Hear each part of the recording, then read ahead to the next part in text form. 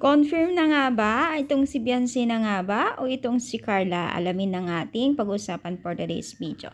So, syempre kung bago ka pa lang sa aking channel, please subscribe po, like, and pakit na rin po natin guys ang notification bell upang ma-update po tayo tuwing ako po nag-upload sa mga viral and trending video. So, alam niyo pa guys, naging usap-usapan po yung napipilian na maging model sa mga bagong buksan o bubuksan po na negosyo po ni Kalinga Prab at Jackie. Na kung saan ay naging usap-usapan nito dahil nga ang mga netizens ay talagang nag-suggest kung sino ang gusto nila na maging model. Syempre ito ay maraming nagsasabi kay Carla at Beyonce.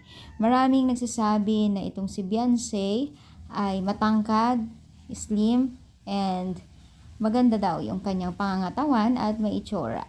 So, bagay daw niya maging model sa mga ganitong klase at marami din nagsasabi na napakaganda ito ni Carla at kayang-kaya niyang dalhin yung mga o yung imo-model. So, bakit kaya no na meron din nagsasabi na bakit hindi na lang magsabay o dalawa ang model sa or mag-promote sa kanilang negosyo. Why not, diba? Sila naman dalawa ay parehas naman maganda at maganda pangangatawan, diba? Charming.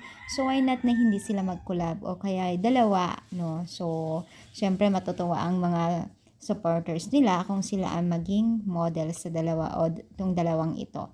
So, syempre guys, halos parehas din po na gusto nilang dalawa ito. So, ano sa palagay ninyo? Sino ang gustong-gusto nyo ba talaga? I-comment down dito sa baba at syempre, i-like po ang ating video, i-share po natin at share po natin and yung mga ipopromote nila, abangan po natin. So, thank you so much guys. Syempre, thank you and God bless all guys.